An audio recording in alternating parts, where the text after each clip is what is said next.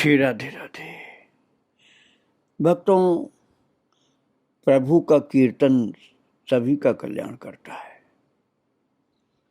उसमें दो मुख्य प्रकार होते हैं कीर्तन के, एक नाम कीर्तन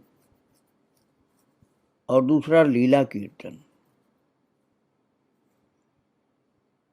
तो उसके विषय में ये कहा जाता है कि लीला कीर्तन अथवा रस कीर्तन के अधिकारी सभी नहीं होते हैं, नाम कीर्तन के अधिकारी सभी होते हैं। जो बहुत अंतरंग है वो रस का आस्वादन करता है, उसके लिए रस कीर्तन, जिसे लीला कीर्तन भी कहा जाता है, वो कल्याणकारी होता है, उसके अधिकारी वही होते हैं। बहिरंग वाले जो हैं वो नाम कीर्तन के ही अधिकारी होते हैं। तो उपास्य श्री कृष्ण अखिल रसामृतमय हैं और अखिल रसामृतमय स्वरूप श्री कृष्ण के नाम रूप लीला आदि का ध्यान करने में पदावली कीर्तन बड़ा सहायक होता है। भक्त के प्राणों का उच्छ्वास और रस कीर्तन गाने वाले की बात जो है वो यही है कि पहले अंतर्मुखी हो तब वो उसका आनंद बढ़ता है इसमें। और नाम कीर्तन अंतर्मुखी और बहिर्मुखी सबके लिए होता है। अब इसके श्रोता की बात समझिए। जैसे लीला रस कीर्तन गाने का अधिकारी हर कोई नहीं हो सकता, वैसे ही लीला रस कीर्तन सुनने के अधिकारी भी सभी नहीं होते। श्रोता में सुनने की योग्यता हो, मन में श्रद्धा हो, उसे धारणा करनी होगी कि ये नित्य लीला की किसी सखी की अनुगत गोप बालिका है। गोप कन्या के रूप में उस सखी के पीछे बैठकर उस पद का रसास्वादन करना होगा। जब तक गायक श्रोता का भाव रस एक नहीं होता, प्रेममय और प्रेममयी की नित्य प्रेम लीला का आस्वादन नहीं होता, सांसारिक काम लीला का ही होता है और नित्य लीला की सखी अनुगत्य, इसलिए कि उसके कृष्ण प्रेम में स्वार्थ की गंध भी नहीं होती, सब कुछ श्री कृष्ण सुखार्थ। एक बार 7-8 विदेशी भक्त समाजवाड़ी आए। एक ने सखी माँ के श्रीमुख से गुरु तत्व पर कुछ सुनना चाहा, तो वे बोली, भाई मैं अबला अशिक्षित ग्वालिन, मुझे तो कोई तत्व ज्ञान नहीं है, फिर आप सर्व तत्व सार श्री गुरु तत्व जानना चाहते हैं। भक्त के आग्रह पर उन्होंने कहा, भाई उन करुणा वर्णालय प्रेम घन श्री विग्रह गुरुदेव का तत्व क्या 2-4 बातों में पूरा किया जाता है? जो अपनी महिमा से सदा सर्वदा विद्यमान होकर निर्मल ज्ञान की ज्योति जलाकर अज्ञानी का अज्ञान अंधकार नष्ट कर रहे हैं, चिर बहिर्मुखी को अपने कृपा आकर्षण से खींचकर अंतर्मुखी बना रहे हैं, चिरवंचित पतित अधम को महामूल्यवान प्रेम धन देकर धन्य कर रहे हैं, उन्हें अयाचित कृपाकारी अज्ञान तिमिरनाशक श्री गुरुदेव की अपार असीम करुणा की क्या तुलना है। कविराज गोस्वामी ने कहा है, श्री गुरु स्वरूप की बात याद आने पर प्राण आनंद से भर उठते हैं। जीवों को अप्राकृत कृष्ण प्रेम देने के लिए वे सर्वदा व्यस्त हैं। यही कारण है कि स्थान स्थान कालाकाल पात्रा पात्र कोई विचार न कर वे सर्वत्र कृपा करने के लिए लालायित हैं। ये कृपा, ये दान क्या है? मुख से बोलकर समझाने की बात नहीं, शरणागत भाव से प्राणों में अनुभव करने की वस्तु है। सदा स्मरण रखना होगा, श्री गुरु कृपा ही साधन भक्ति, भाव भक्ति और प्रेम भक्ति का मूल है। स्वयं को कोई आवश्यकता न होने पर भी श्री गुरुदेव आचरण कर आश्रित जन को नाना प्रकार से भजन मुद्रा सिखाते हैं।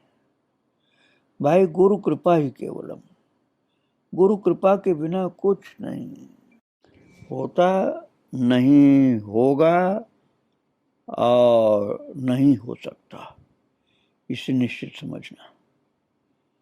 श्रील ठाकुर महाशय की वाणी है, श्री गुरु चरणे रति ए जे उत्तम गति, जे प्रसादे पूरे सर्व आशा। यह आशा क्या है? इसकी व्याख्या में श्रील विश्वनाथ चक्रवर्ती पाद ने कहा है, श्री वृंदावने मणिनिकुंज मंदिरे, श्री वृंदावने मणिनिकुंज मंदिरे श्री राधा कृष्ण योश चामर वेदन पाद संवाहन आदि रूप आशा। उत्तम गति बताते हैं। जिन गुरुदेव की करुणा से ऐसी उत्तम गति प्राप्त होती है, प्रेम सेवा आदि पाकर आशा पूरी होती है, उन्हें परम करुण गुरुदेव की महिमा की बात कोई सामान्य व्यक्ति कैसे बताएगी। जो भी हो, आज शुभ गुरु पूर्णिमा तिथि पर आप लोगों ने अयाचित रूप से आकर श्री गुरु तत्व के संबंध में दो बातें कहने का सुयोग देकर मुझे धन्य किया। आप लोग पंडित हैं, शास्त्रार्थ से तत्व निरूपण कर लीजिए। जय गुरु, जय गुरु। एक आश्रमवासी की यंत्रणा कातर ध्वनि सुन करके सखी माँ उसके सिरहाने बैठ गई। कृपा की मूर्ति साक्षात सिर पर हाथ फिराते हुए बोली, भाई प्राकृत सड़ी गली देह की ज्वाला यंत्रणा में मन निविष्ट न हो, ऐसी चेष्टा करो। अपनी लीलागत देह सिद्ध देह से सर्वदा प्राणेश्वर प्राणेश्वरी के पास रहकर उनकी लीला में सहायक बनने की चेष्टा करो। जीवन धन्य होगा, सारी ज्वाला शांत होगी। भाई हम लोगों के कहने या करने को और क्या है। परम मंगलमय श्री गुरुदेव जब जहाँ जिस अवस्था में रखें, उनकी कृपा का दान समझकर उसी से मन को परितृप्त करने की चेष्टा करो। अपने संबंध में नित्य हम लोग सोचते समझते हैं, उससे कहीं अधिक करुणामय गुरुदेव सोचते समझते हैं। इसलिए प्राणों की कातरता उनके श्री चरणों में निवेदन कर उनके मुखापेक्षी होकर रहना ही हम सबका कर्तव्य है। याद रखो, उनके कण मात्र कृपा कटाक्ष से मुहूर्त भर में सर्वार्थ सिद्धि हो सकती है। एक बार नवद्वीप के छोटे अखाड़े के महंत सुप्रसिद्ध कीर्तनिया वृंदावन दास जी सखी माँ से भेंट करने झांझ पीठा आए थे। वहां एक भक्त ने उनसे श्री चैतन्य चरितामृत की 2 पंक्तियों का अर्थ पूछा। अर्थ तो बताया, पर सखी माँ की ओर देखकर बोले, दीदी तुम लोगों के सामने तत्व विचार करने में भय लगता है। तुम लोग भीतर के रसास्वादन में मग्न हो, हम लोग शब्दों की खींचतान में मरते हैं। एक बार समाजवाड़ी में फणिदा के प्रश्नों के उत्तर में सखी माँ ने कहा, जिसके प्रति अपराध हुआ है उसके पास जाकर के निष्कपट भाव से कातर प्राणों से क्षमा प्रार्थना करने से निश्चय ही शांति मिलेगी। परम दयाल अदोषदर्शी भुवन पावन उदार चेता वैष्णवगण अपराध ग्रहण नहीं करते, फिर भी उनकी क्रिया मुद्राओं की समालोचना करने से अथवा उनमें दोष देखने से ही चरम अनर्थ होता है। ऐसा कर जीव अशेष क्लेश भोगता है। अपने अकपट दीन व्यवहार से किसी प्रकार उनकी कृपा पा सकें तो सारा दुर्दैव दूर हो जाता है। चिर शांति पा करके हम धन्य हो जाते हैं। कृपा क्या साधन द्वारा प्राप्त हो जाती है? कृपा तो आहे चुकी है। ऐसा कोई साधन नहीं जो कृपा प्राप्ति का कारण बन सके। कृपा तो सभी पर होती है, पर टिकती है आधार विशेष में। मेघ सर्वत्र बरसते हैं, पर ऊंचे स्थान पर जल नहीं टिकता।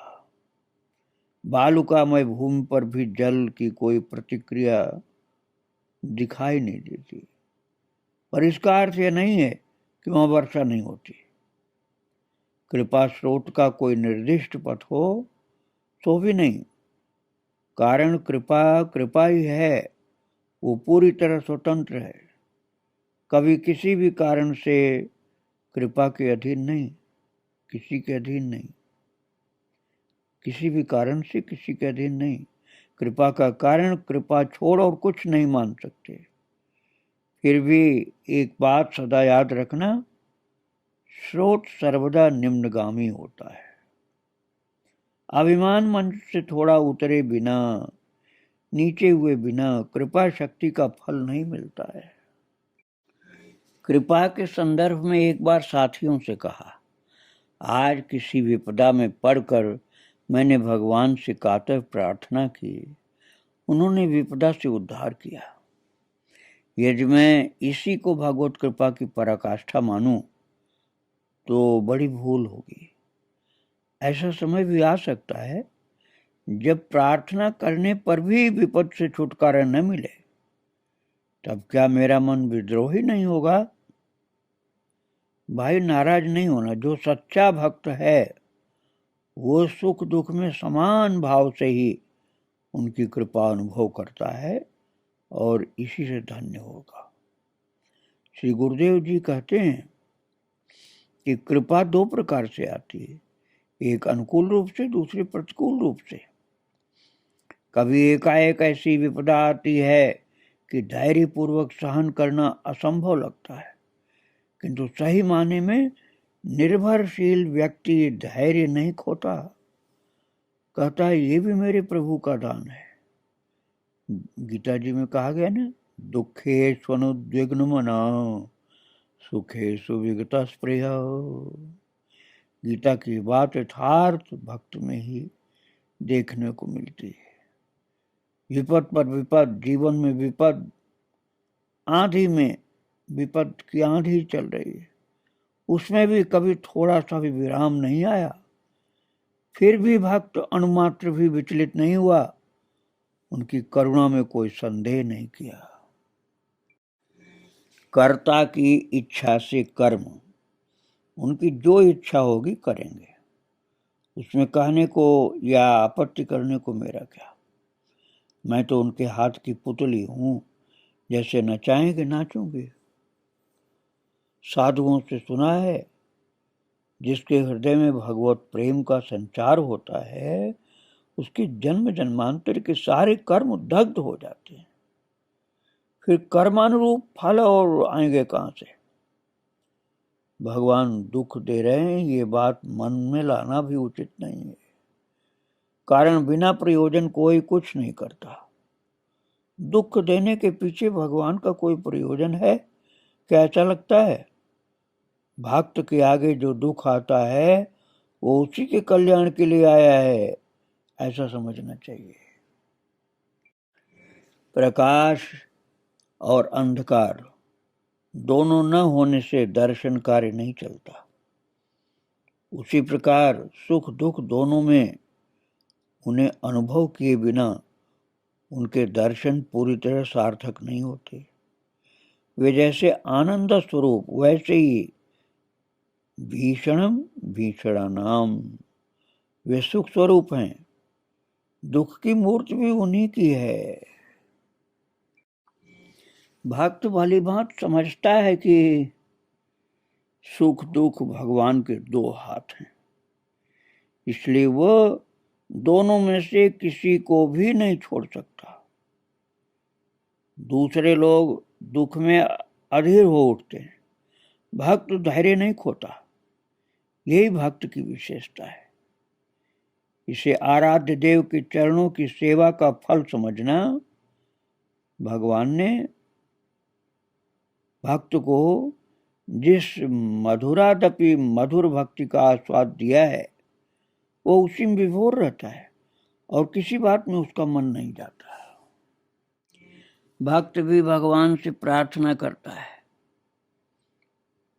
पर हमारी तरह रुपए पैसे घर बाड़ी विषय भोग ऐसा कुछ नहीं चाहता वो। अरे भाई, प्रहलाद जी थे ऐसे महान भक्त। प्रहलाद ने प्रार्थना की थी भगवान से,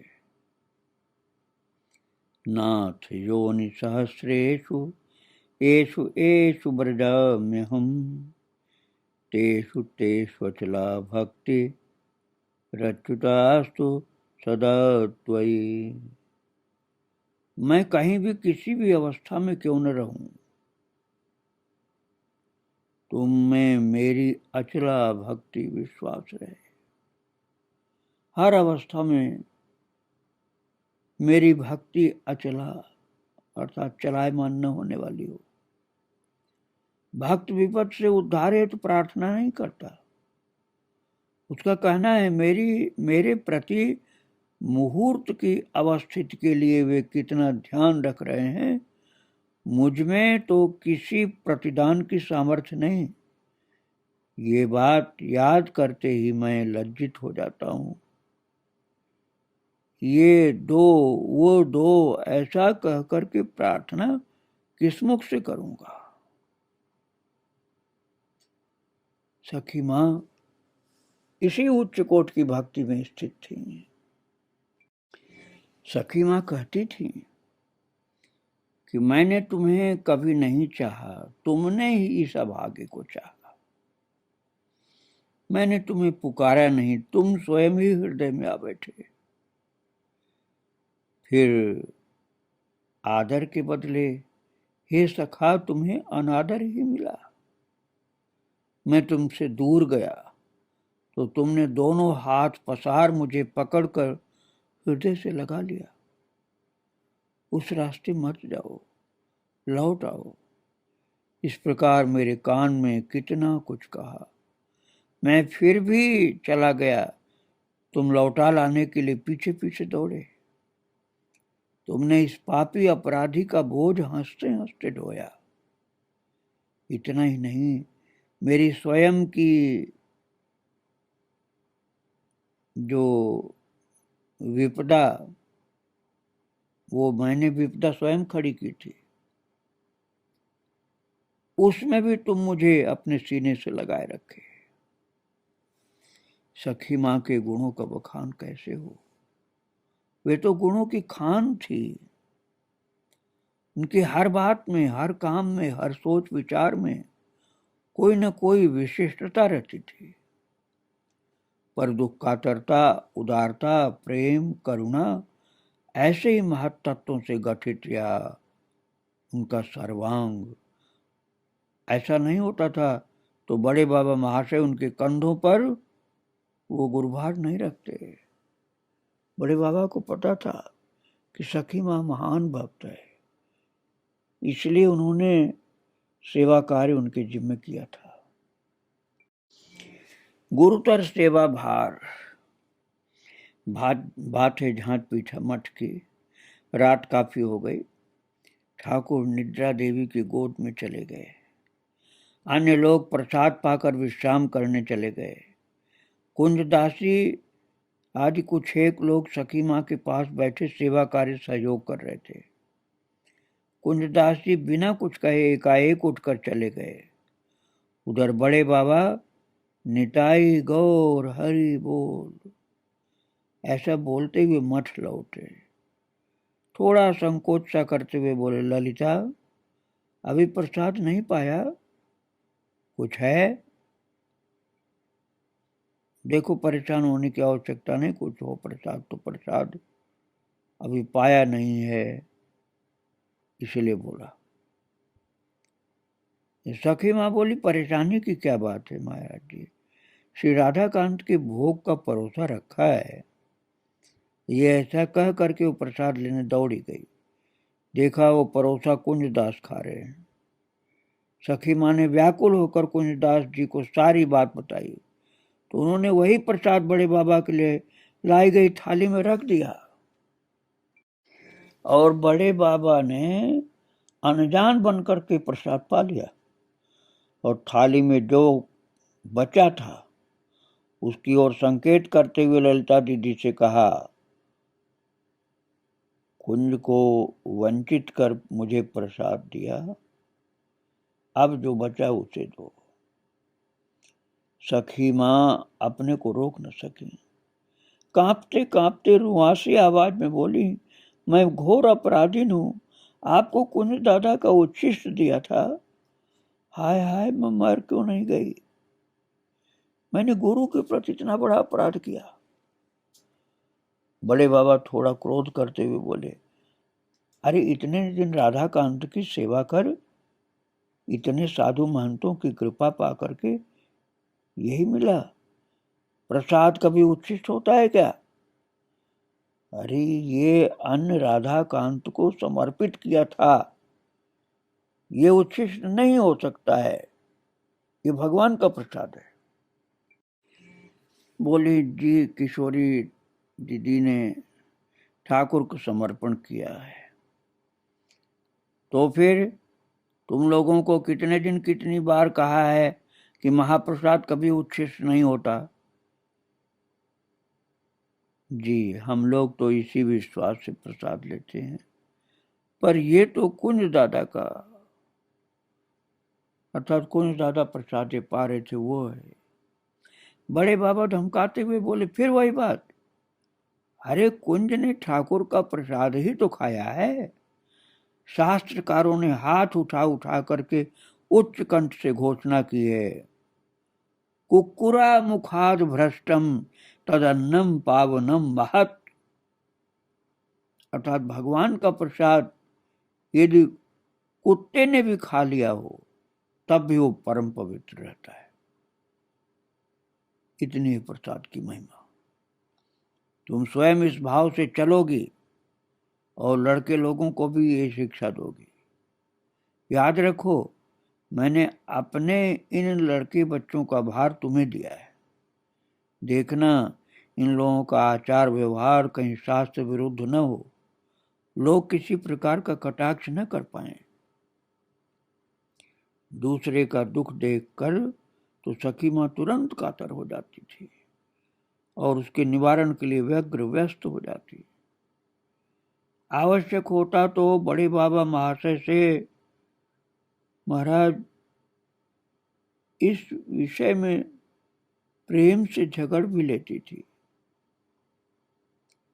और जब फाणी को हैजा हुआ तो उनकी प्राण रक्षा के लिए वे बड़े बाबा और उनके गुरु महाराज बूढ़े बाबा दोनों पर ही किस तरह से थोड़ा से नाराज हुई थी।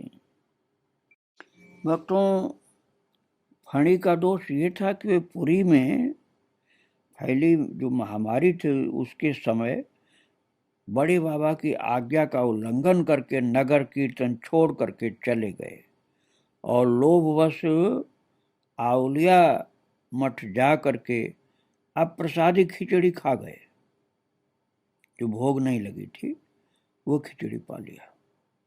बड़े बाबा ने उन्हें उनका कर्म फल भोगने को छोड़ दिया, तो सखी माँ ने बड़ा कड़ा रुख अपनाया। बड़े बाबा से बोली, आंखों के आगे ये लड़का मर जाएगा और आप कोई व्यवस्था नहीं करेंगे। आप लोग महापुरुष चाहें तो जीवों का सारा दुर्दैव मेट कर कल्याण कर सकते हैं।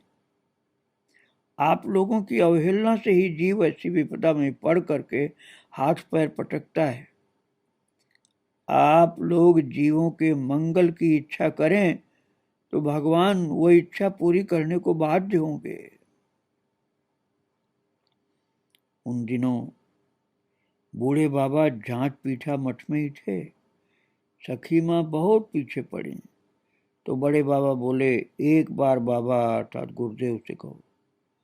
बूढ़े बाबा के पास जाकर के फणी की सोचनीय अवस्था की बात कही तो वे बोले, इसमें मैं क्या करूंगा, जो करना है बड़े बाबा से कहो। सखी माता का तो धैर्य जैसे जाता रहा, रोते रोते बोली, देखिए आप बाप बेटा अर्थात गुरु शिष्य दोनों ही उपस्थित हैं। यदि ये लड़का मर गया तो मैं प्रतिज्ञा करती हूं मठ के सभी लड़कों की कंठियां तोड़कर उन्हें घर वापस भेज दूंगी और घोषणा करूंगी कि नाम और महत की कोई शक्ति नहीं। आप लोग जगत के उपकार के लिए आए हैं, जीवों के लिए आपके प्राण रोते हैं, फिर ये लड़का क्या अपवाद है? सामान्य अपराध के लिए ऐसा प्राणदंड?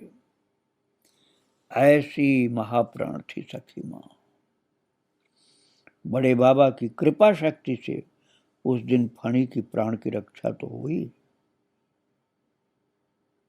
सखी मां ने बड़े बाबा के एक अद्भुत प्रकाश के दर्शन भी किए। बड़े बाबा फणी के सिरहाने बैठे थे।